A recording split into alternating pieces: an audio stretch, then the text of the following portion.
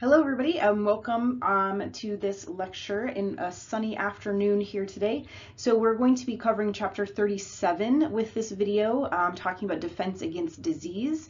This is part of the lymphatic system. Now we've covered a little bit of that before when it was kind of connected with the circulatory or cardiovascular system and talked a little bit about the lymphatic system, but that focused primarily on the return of lymph back into general circulation, helping to maintain blood volume and blood pressure.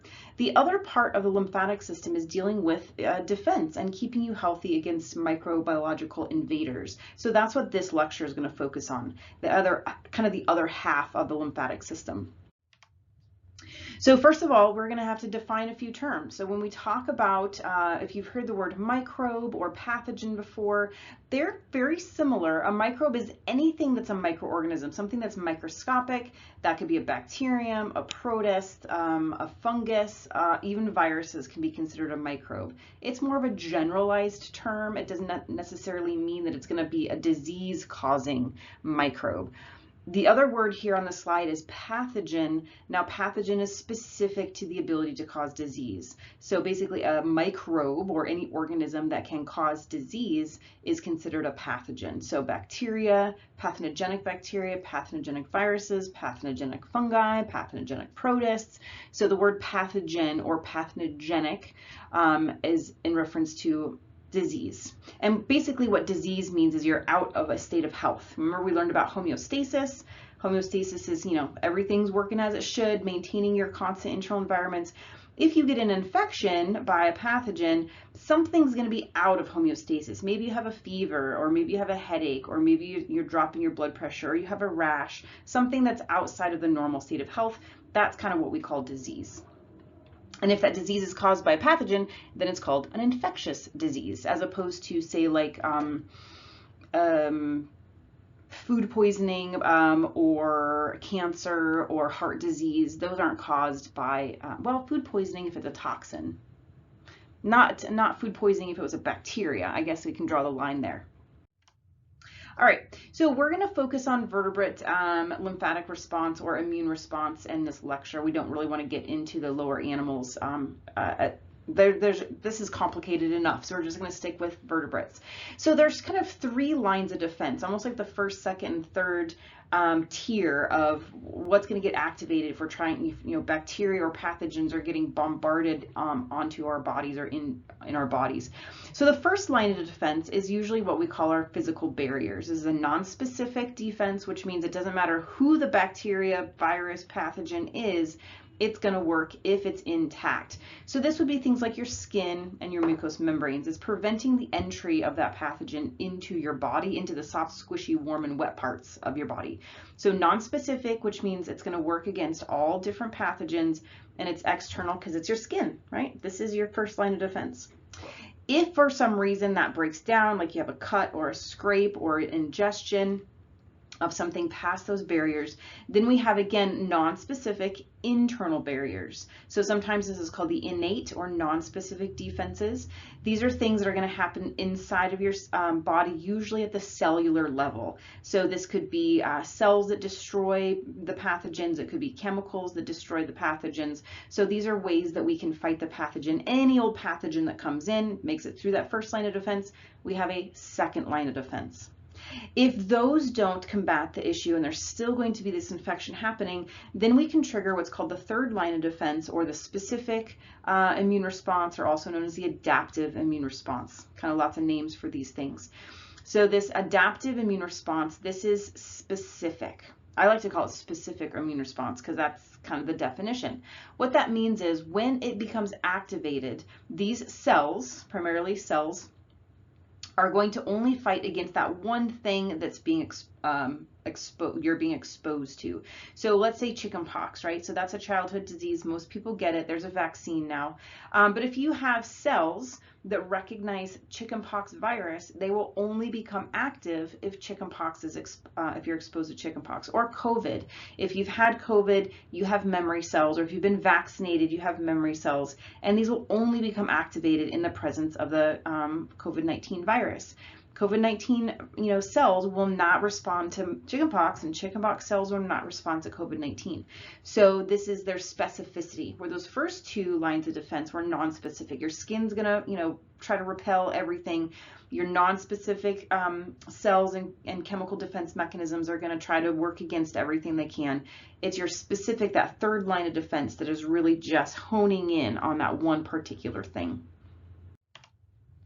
So then we're going to, that's the introduction of all of our lines of defense. Now we're going to go into and talk a little bit deeper about all of those different, the non-specific and the specific defenses. So the first one talks about that external non-specific defense, this basically skin and mucous membranes. So it basically blocks entry in the body. And if you remember going back to our skin, where we're learning about tissues and that stratified squamous epithelium and our epidermis, it's thick, it's dry, it's a harsh environment for the bacteria or viruses to live on, so they don't really, they just kind of die off. That's the outer surface, right? That's our dry cutaneous membrane. But think about your respiratory tract or your digestive tract or your urinary tract, your reproductive tracts. So they're internal, they're not dry, they don't have always stratified squamous epithelium, some of them do, but that mucus that's now lining these internal tracts, while the membrane gets thinner, it may not be stratified squamous, but it has these secretions that can have antimicrobial properties. There's enzymes that destroy bacteria, there's potentially acids in some of those, like the stomach acid in your stomach, your digestive tract. So those are chemical attacks against these pathogens on those mucous membranes. And then if they bypass those, if they get past your dry physical barrier, then we're going to get into some of those innate immune responses, which is a non-specific built-in response.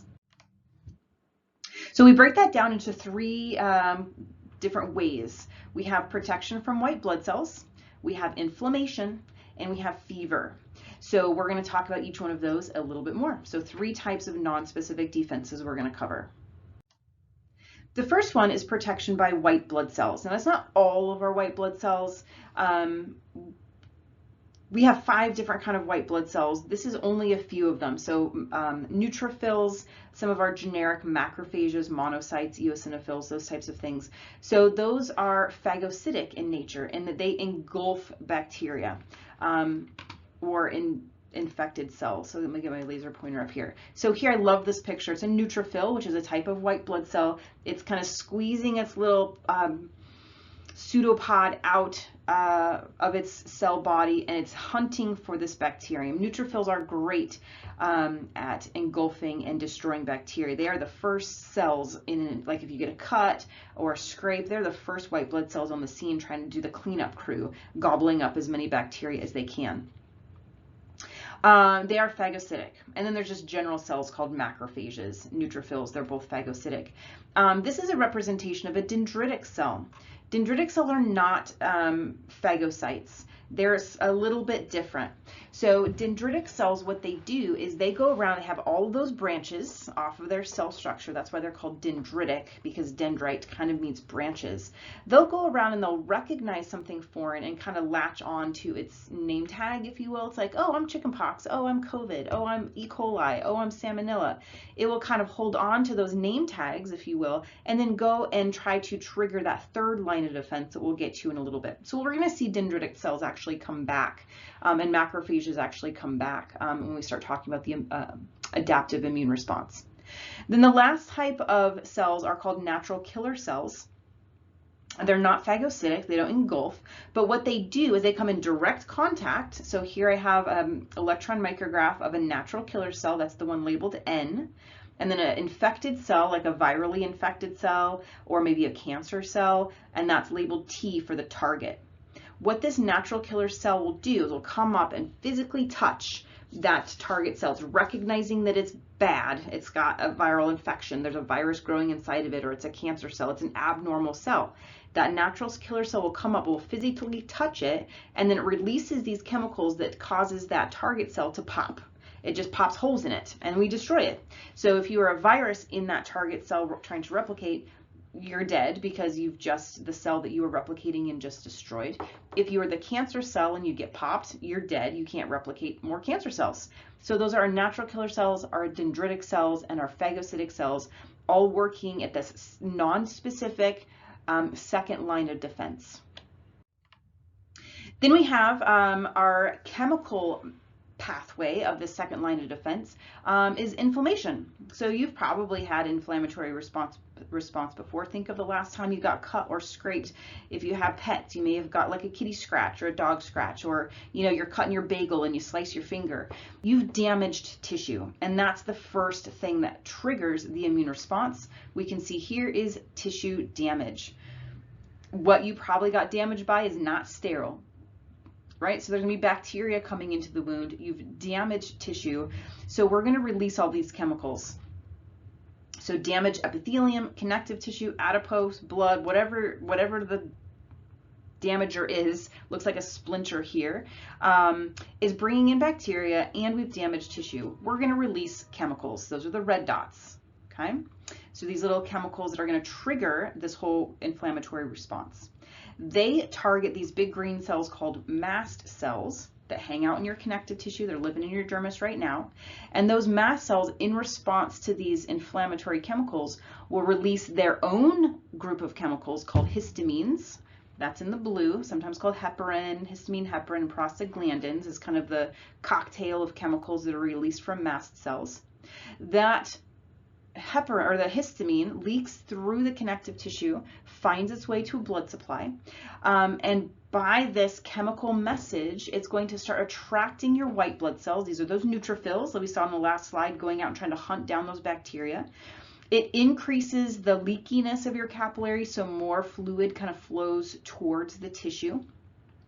And when this happens, we get what we call the 4 cardinal signs of inflammation. So it gets red because there's more blood flow. You get vasodilation. The tissue is red in appearance. It's swollen, right? It's a little bit puffy. Think of the last time you got a cut or a scrape. It's red, it's puffy. That's because there's extra fluid leaking out through these capillaries. It hurts because these chemicals released by the mast cells activate your pain receptors, and there's swelling, which is going to make it painful. And it's warm. It's warm to the touch. It's got a warmer temperature than the healthy tissue around it. Again, that's because of the increase in blood flow. So when you have an injury or a scrape or a cut, redness, swelling, pain, and warmth lets you know the inflammatory response is happening. Now, a lot of times people are like, oh, inflammation is bad. Well, out of control inflammation is bad, or unprovoked inflammation when there's not actually tissue damage. That can be bad as like an immune disorder, but we really want inflammation to happen in the natural process because it's part of our innate defenses. It helps us fight against those particular infectious agents that might be coming in, and it also aids in the repair of the tissue. And our last non-specific defense we're going to take a look at is fever. So you've probably all experienced a fever before. So what is happening is your body is recognizing that you have an infection, a virus or bacteria, something's in your body that's not supposed to be. So it releases chemicals called pyrogens. The bacteria themselves could be releasing chemicals, our phagocytes or dendritic cells or mast cells, whatever the chemical is. It's called a pyrogen, which is kind of a cool word because pyro means fire and gen means to generate. So pyrogens are chemicals that heat you up. They kind of generate your fire inside your body to counteract the infection. So what happens in your hypothalamus, we have like a little thermostat, and we are normally set at 98.6 degrees Fahrenheit or 37 degrees Celsius. And we have our negative feedback mechanisms, right? If we get too cold, we shiver. If we get too hot, we sweat. And so that keeps us right there at 98.6 or whatever your normal baseline is.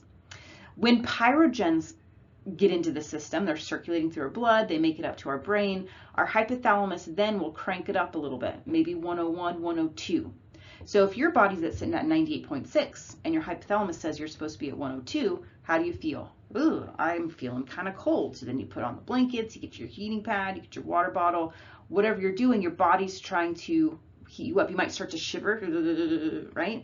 You're warming your body up to that new set point of 102. Then you might get the thermostat, so okay, so we've countered our infection. I don't really see the pyrogens anymore. That stimulus goes away. The thermostat resets back down to 98.6. You're sitting at 102. How do you feel? Oh, I'm feeling really hot. You got to throw all those blankets off. You're starting to sweat. You get the chills and you're feeling kind of clammy. So that's your coming back down to reset your natural thermostat. And it might go through cycles. So you get a fever, you know, every 5 or 6 hours or something like that. So that is what we're trying to do, is make an inhospitable environment for the bacteria and the virus. Our cells can handle certain levels of fever, like, you know, low level fevers are pretty okay. It's when you start getting a little bit high, 106, 107, 108, that's when we can actually start damaging our own tissues. And you've got to be really careful about monitoring fever so they don't get too high. All right, so those were our non-specific defenses. We had our physical barriers, we had our chemical attack, our chemical response with inflammation, cellular response with dendritic cells and phagocytes and natural killer cells, and we had our fever response. So they're all innate, non-specific. They will do all of those things no matter who the bacteria is. So now we're going to shift gears into that third line of defense, which is talking about specific immune responses, or sometimes called adaptive, because it adapts depending on what you're exposed to. So these are that specificity, right? So I was talking about COVID versus chickenpox versus E. coli versus salmonella versus pneumonia.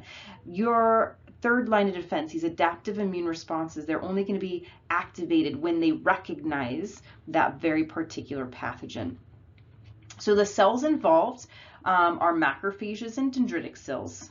We're going to borrow some of those from our second line of defense. And primarily, we're going to focus on B cells and T cells. These are specialized white blood cells called lymphocytes.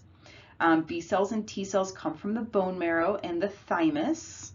So all blood cells are made in the bone marrow. B cells stick around in the bone marrow to get programmed for their specific target. T cells get migrated to the thymus to get programmed for their particular target. So we're going to first kind of take a look at an overview of this adaptive immune response. Basically, this is the example of a B cell.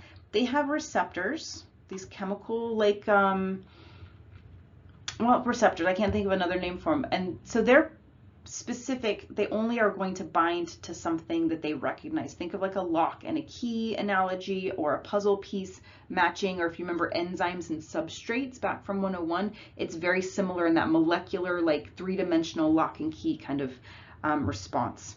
So they recognize the invader because they have that specificity. They launch an attack either by destroying the infected cell or producing antibodies. Then the antibodies will go and target that pathogen. And then the cool part about this is it retains memory. It remembers what it did before. And we're going to see how that happens in the next slide, I believe. The next slide.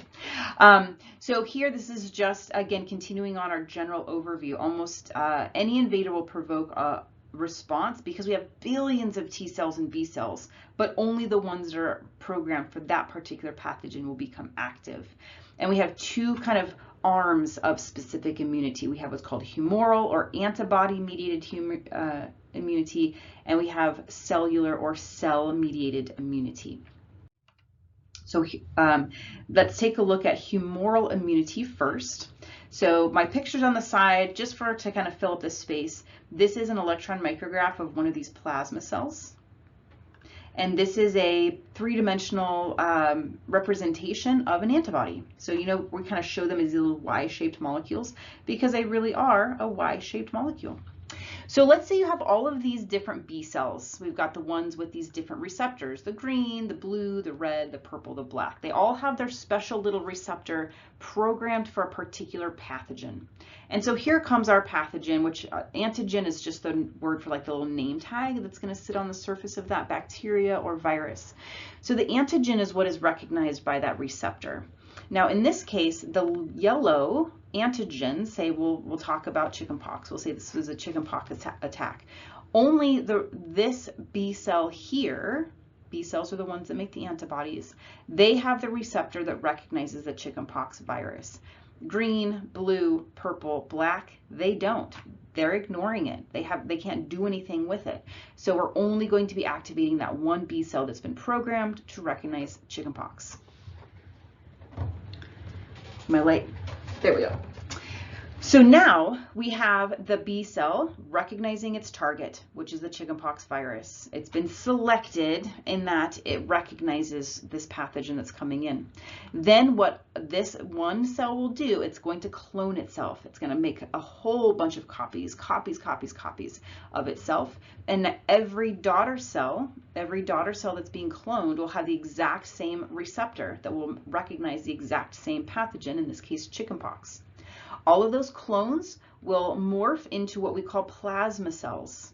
These big cells that are jam-packed full of rough endoplasmic reticulum. So again, if you took 101, you may remember that term. So the RER, rough endoplasmic reticulum, pumps out proteins, right? Ribosomes are what makes it rough and bumpy. Ribosomes are the site of protein synthesis. Antibodies are proteins. So if we're going to make a whole bunch of antibodies, we've got to have a whole bunch of ribosomes, and they're packed on this endoplasmic reticulum. So all of these clones will divide or morph into these plasma cells. The plasma cells pump out millions of antibodies. We just dump a whole load of antibodies into our bloodstream, and they have that recognition to come back up and recognize the virus. So the virus can't hide. It is being, all of your tissue fluid, your blood, your interstitial fluid, all around your cells is being bathed by all these millions and millions of antibodies. They recognize that virus, latch onto it, and prevent that virus from infecting more cells. The last bit of this whole slide that I wanted to focus on is some of those replicants, the clones, some of those are going to not turn into plasma cells, and they become what we call memory cells. These are the ones, they are not going to be involved in this particular attack. They kind of lay dormant for a while, and then the next time chickenpox comes in, they are ready to go. They will just convert into plasma cells right away and dump out all those antibodies. So you may have been exposed to chickenpox and not even know it, because your B cells have kind of doused that infection before the virus has a chance to take hold and make you in an unhealthy, diseased state. So this is what we call humoral immunity, sometimes called antibody-mediated immunity. It's dominated by the B cells that have the ability to make those antibodies. The other type of immunity was a cell-mediated or cellular immunity. We just got done talking about humoral, so that's this blue panel over on the left-hand side. So we're going to focus on this cell-mediated, which is kind of these two panels here. And it's going to start off with our infection, right? We're going to name it chickenpox. So here's our virus, chickenpox virus. These are the little antigens, those little yellow circles, right? That's the name tag. I'm chickenpox, I'm chickenpox. So here's a couple different ways that this antigen triggers, this pathogen with its antigen triggers that immune response. We've just saw this blue panel, right? So the virus comes in, it gets recognized by the B cell receptors, they clone themselves, we make a whole bunch of plasma cells, we make a whole bunch of antibodies, and they go and attack the virus. We just did that on the last slide. On this slide are these two panels, the green and the yellow. Let's take, I'm going to do, let's see, helper T is also part of cell-mediated immunity, but I'm going to go in this yellow panel first. So let's say we have this chickenpox virus. It has infected one of our throat cells because it's a respiratory infection. It usually comes in and infects your respiratory passageways first before it disseminates to the rest of your body. So here we have one of our body cells and it's been infected, right? Here's a virus inside. As the virus replicates, some of those little antigens get put out on the surface of our own cells. Cori cells have chickenpox name tags on them. We have a group of T cells called cytotoxic T cells. They also have these little recognizer receptors programmed just for chickenpox. So now they are going around, they're roaming around, they're like, hey, Cori cell, you have a chickenpox name tag. That's not right. You're going to die. And that's exactly what it does. It copies itself, it activates itself, and then, well, with the help of helper Ts, which we'll see in a second. And then that cytotoxic T cell will then release chemicals to destroy the infected cell. And I'm okay with that because I don't want my body cells to be virus factories. So I want my cytotoxic T cell to destroy virally infected cells. So we are destroying the viruses that are inside of cells with the cytotoxic T cells. We are destroying viruses that are floating in the fluids with our antibodies. So it's like a pincer attack. There's nowhere for the virus to hide. This middle panel comes in and it kind of activates the boss. I like to call the helper T cells kind of like the managers or the boss of this specific immune response. So let's start. Here's our virus. Somebody sneezes at you, or you touch something dirty, and you touch your mucous membrane. So now the virus is inside of you. It's being recognized by our B cells. It's infecting our cells. But do you remember that dendritic cell had all those branches? What it does is it picks up those name tags, those viral antigens. And so now it's sticking out these viral antigens on its surface, and it's roaming around. It goes to our lymph nodes, it goes to our spleen, it goes to our tonsils. It's trying to look for that one helper T cell that's been programmed to recognize chickenpox, and it found it right here. So this helper T cell is recognizing that presented, here's what I found. I'm the dendritic cell. Here's what I found. Do you recognize it? And this helper T is like, yeah, I do. That's chickenpox, and I've been programmed to recognize it. So it doesn't destroy the antigen like a cytotoxic T cell or the antibodies. What it does is it releases all of these chemicals called cytokines. Just basically means cell chemical. Those are little blue dots. Those cytokines go and help activate the B cells so they can make their antibodies. Those cytokines go and activate the cytotoxic T cells to make sure that they are on their job. They're going and finding those virally infected cells. All right, so we've got humoral immunity with the antibodies destroying the virus outside of cells. We've got our cytotoxic T cells from cell-mediated immunity destroying infected cells, so the viruses inside have nowhere to hide.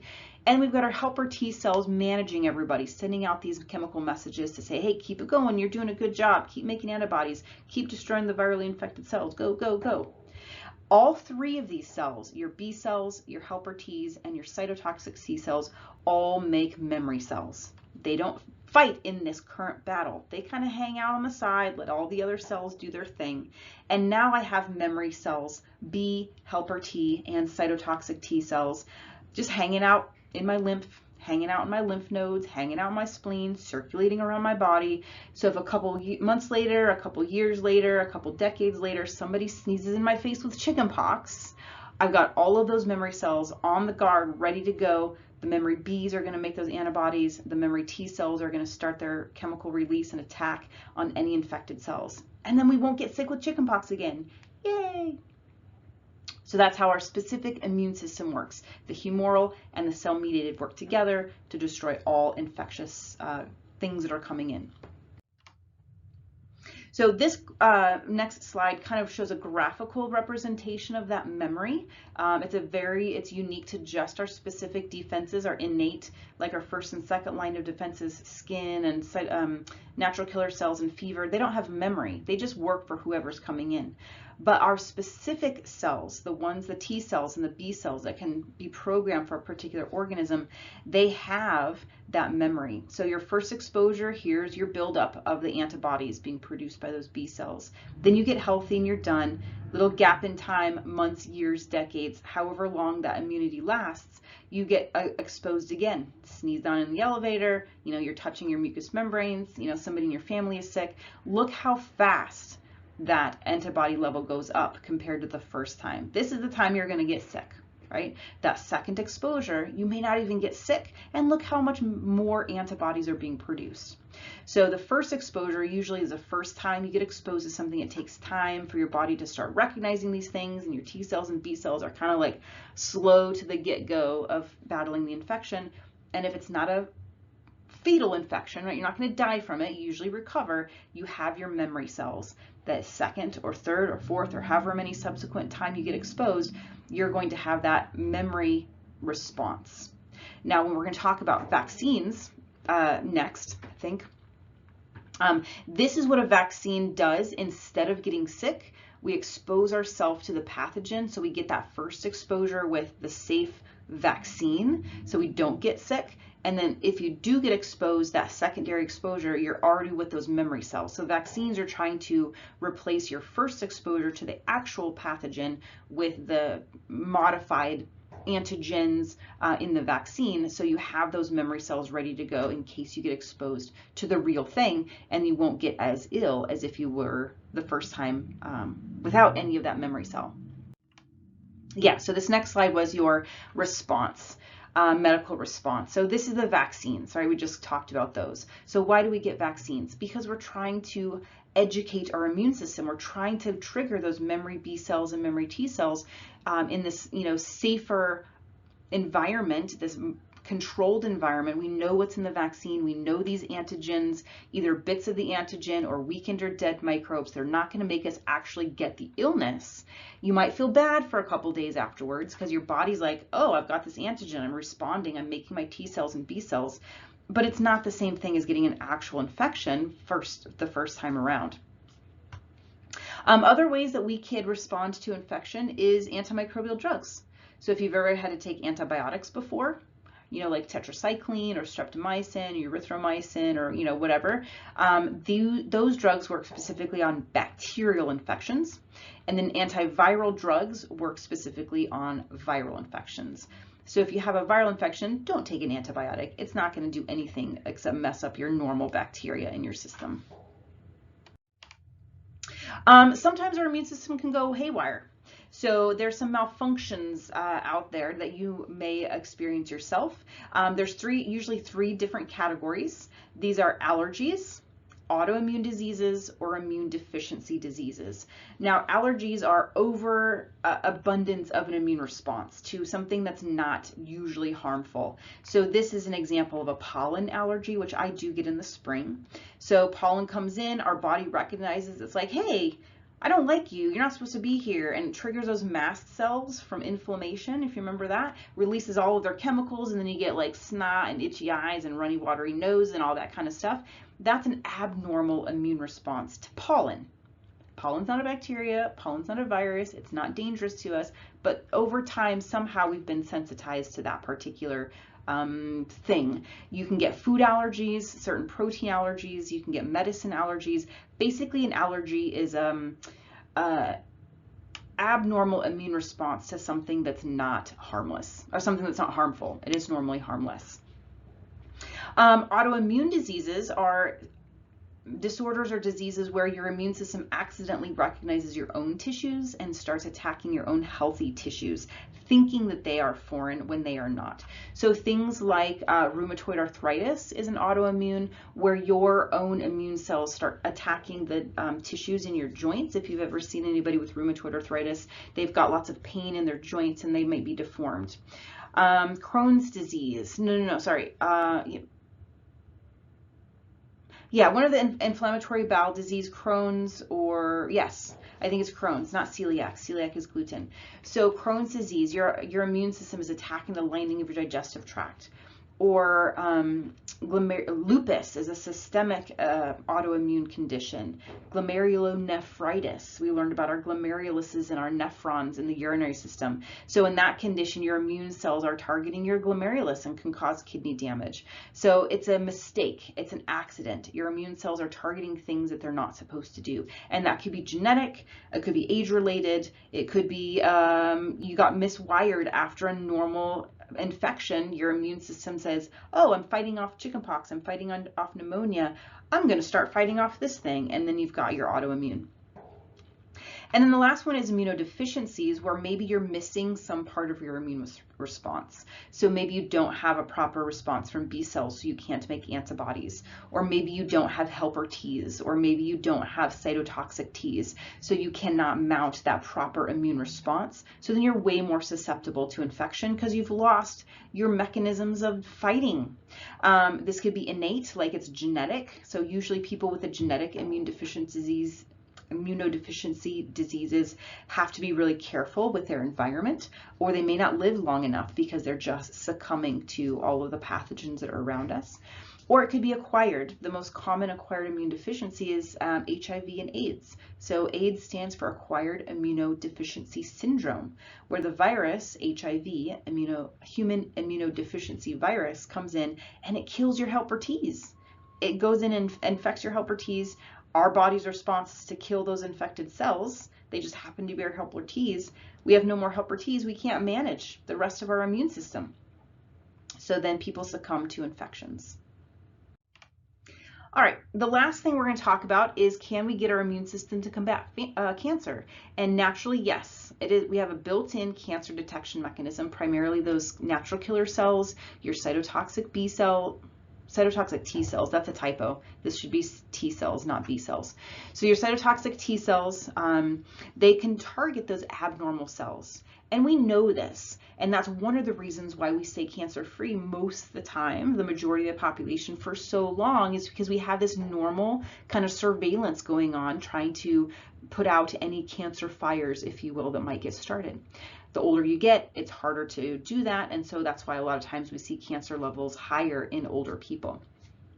But with all the new developments in science and technology, what we're able to do is try to harness the power of our immune system, because it's really powerful, into a personalized cancer therapy. So you may have heard this before if you're around healthcare, maybe somebody in your family might have access to this. It's called CAR T-cell therapy. CAR stands for chimeric antigen receptor. It's one of those modified little receptors, right, that we have on our cells. It's just genetically modified to be a little bit more powerful. And this is personalized. So that's probably why it's on the spendy end of things, which unfortunately, some people, not everybody can get access to it. So you as the cancer patient, you get some of your cells removed. The researchers, the care providers, they find your T cells. They genetically modify them. They insert a gene that's coded specifically for you and for your cancer. They take a look at your cancer, what are its antigens, what's its name tags. They put that into the nucleus of your T cell. Now your modified T cell has that receptor that's going to be extra good at finding the cancer cells. They grow them by the millions. So now you have this huge collection of your own T cells programmed to recognize whatever cancer you have, because everybody's cancer is unique and personal. They infuse that back into your person. And now those superhero modified T cells will go in and attack the cancer cells and leave your healthy cells alone, is the point. There's some side effects that go along with it, just like any other, like radiation or chemotherapy, but this is a personalized, it's to your cells battling your cancer cells. And so it's been pretty successful for quite a few different kinds of cancers. We can't use it for all cancers yet. Really good for our blood-borne cancers like leukemia and things like that. A little bit harder to do with solid tumors like what you might find in lung cancer or liver cancer. All right, that is the end of our immune system discussion. So I hope you enjoyed it and know a little bit more about how you stay healthy. All right, I'll see you next time. Bye.